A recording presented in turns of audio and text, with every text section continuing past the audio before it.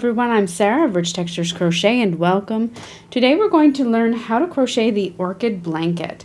Now this is a wonderfully soft crochet blanket. It's quite easy to work. It features a solid texture and it's made all as one piece. This particular blanket, its finished size is only about 48 by 50 inches and it's going to require 4 of the Caron Cloud cakes, and this is the perfect phasing stream of these cakes. As you can see, it flows very subtly and smoothly from the dark into the light.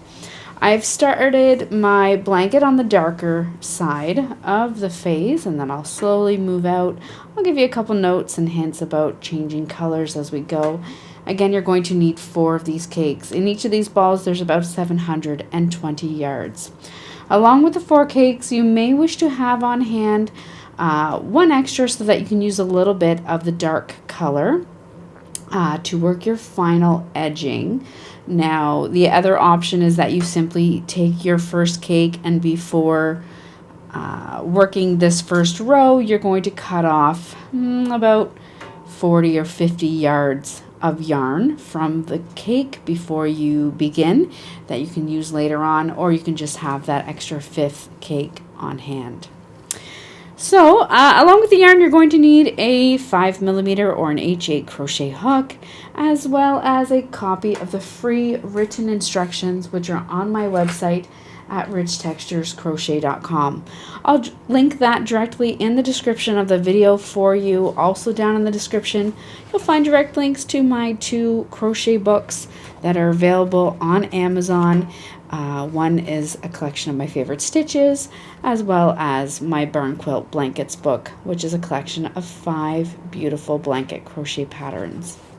So thank you so much for joining me. While you're here, I invite you to subscribe. Take a look around. This channel is updated every single week. Let's grab our hooks and yarn and get started.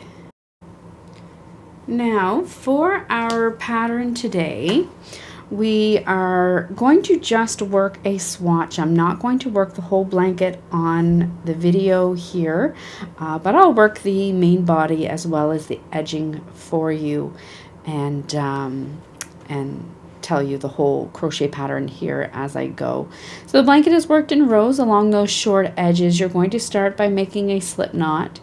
You're then going to make a foundation chain, and for our blanket today at 58 inches long, you will chain 220 chains.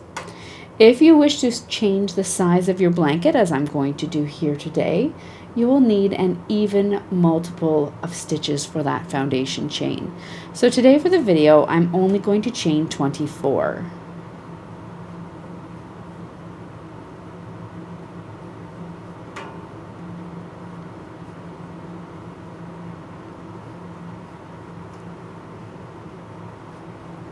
There's 20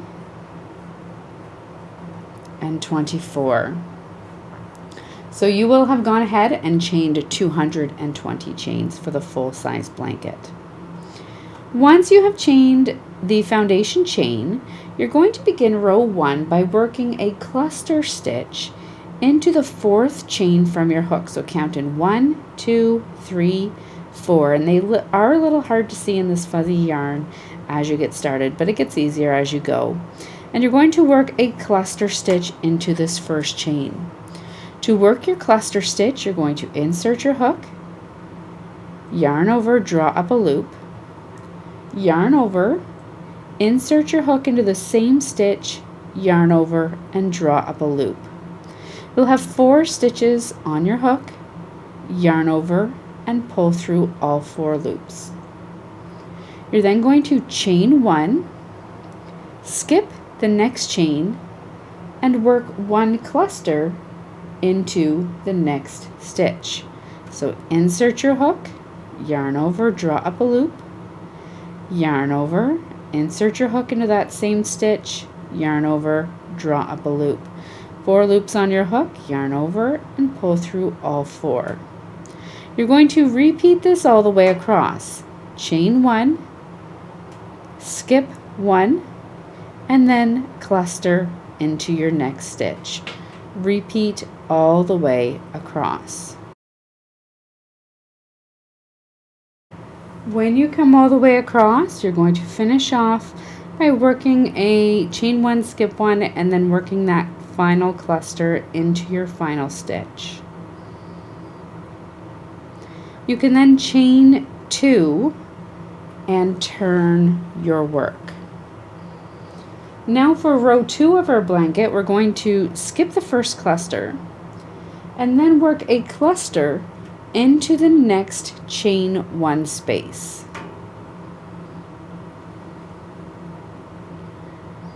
Then we're going to continue with the pattern. Chain one, skip the next cluster, and work a cluster stitch into the next chain one space.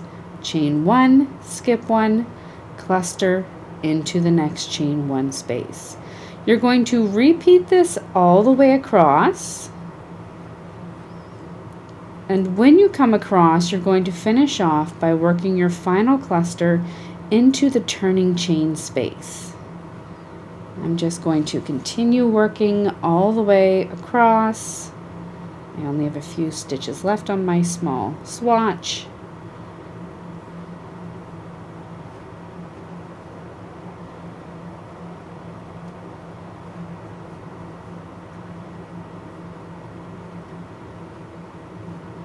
When you come across, work your final cluster into that chain, and the first row is a chain 3 space.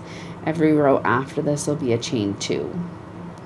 Then simply chain 2 and turn your work. Now for row 3 onward, you're simply going to repeat that row 2. Skip the first cluster, work a cluster into the first chain 1 space, chain 1, skip the next cluster, and cluster into the next chain 1 space.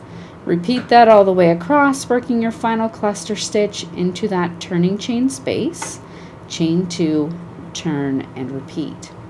You are going to repeat this pattern until your work from the beginning measures approximately 48 inches or the desired length. So if you want to keep going, you can certainly do so. Just work to the desired length. At that time, you're then going to fasten off. Now, just a quick note, when you are changing colors in this blanket, if you want the perfect phasing, so I've started my blanket off on this dark color, you're going to finish off on the light. So your next ball of yarn, you're going to start on the light color and work your way into the dark, and then vice versa. And you'll just continue that pattern as you work your entire blanket. So go ahead and work through to the 48 inches. Then you can meet me back here and we will add a final edging to our blanket.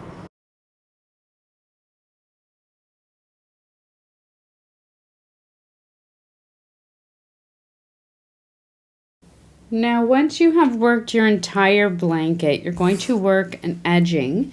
Now I'm just working my little swatch. You can see the edging here on my finished blanket. It's just a simple one just to set it off and finish off our ends.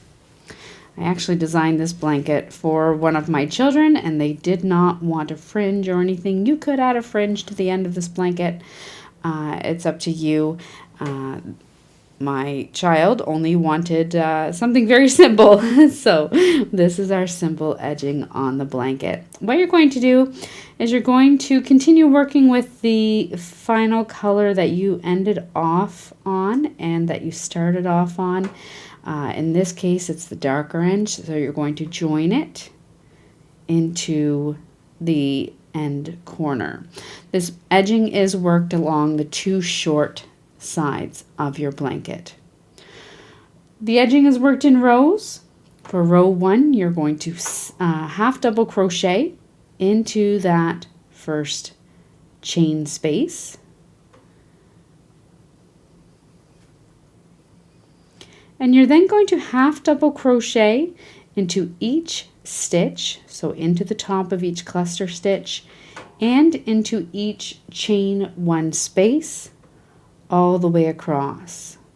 So you're going to work into the chain 1 spaces and then into the tops of your cluster stitches all the way across the short end of your blanket.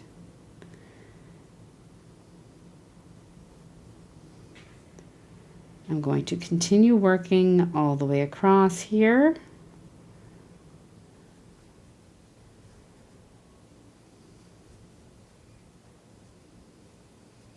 You're just going to use the color that you began with so that you can continue the color in through the edging.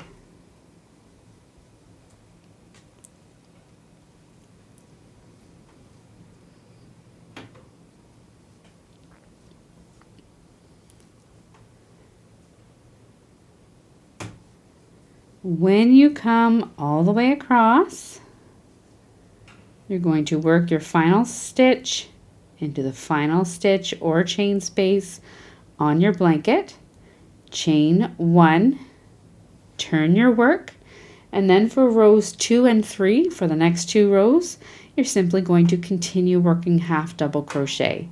Half double crochet in the first stitch, your chain 1 does not count as a stitch, and then half double crochet into each stitch all the way across.